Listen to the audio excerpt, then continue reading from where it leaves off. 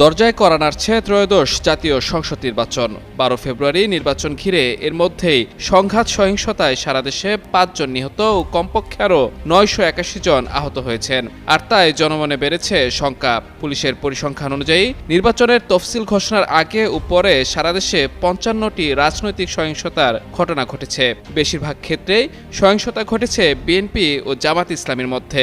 এমন অবস্থায় সামনের দিনগুলোতে তৃতীয় পক্ষ সুযোগ নেবে বলে আশঙ্কা করছেন সংশ্লিষ্টরা।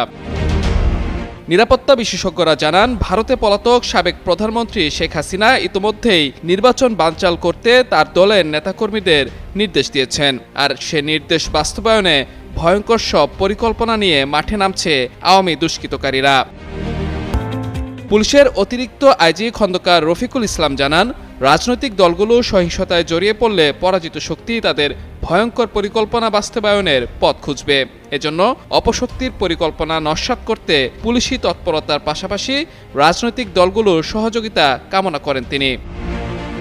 এছাড়া নিরাপত্তা বিশেষজ্ঞ অবসরপ্রাপ্ত major general doctor Naim Ashfaq Chowdhury জানান, সহিংসতার ঘটনা এড়াতে তৃণমূল থেকে জাতীয় পর্যায় পর্যন্ত সামাজিক কমিটি করা প্রয়োজন ছিল, যা বাস্তবায়ন হয়নি। তিনি বলেন, পরাজিত রাজনৈতিক শক্তি বসে নেই। দেশে অবস্থান করা তাদের নেতাকর্মীদের দিয়ে বিদেশে পলাতক নেতারা পরিকল্পনা বাস্তবায়নের চেষ্টা করছে। নির্বাচন যত ঘনিয়ে আসবে তারা তত বেশি তৎপর হবে।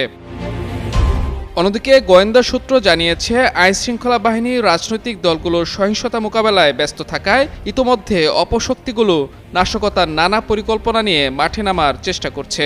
নির্বাচনের আগে ও ভোটের দিন যে কোনো অনাকাঙ্ক্ষিত ঘটনা ঘটিয়ে জনমনে আতঙ্ক সৃষ্টি করে নির্বাচন বানচালের চেষ্টা করবে তারা। এর আগে বড় কোনো শক্তি নির্বাচন বানচালের চেষ্টা করতে পারে বলে শঙ্কার কথা জানিয়েছিলেন প্রধান উপদেষ্টা ডক্টর মোহাম্মদ ইউনূস। তবে আইনশৃঙ্খলা বাহিনীর তৎপরতা সব ধরনের অপচেষ্টা প্রতিহত করবে বলেও আশা প্রকাশ করেন তিনি। এরপরও চলমান পরিস্থিতিতে নির্বাচন ঘিরে জনমনে রয়ে গেছে শঙ্কা।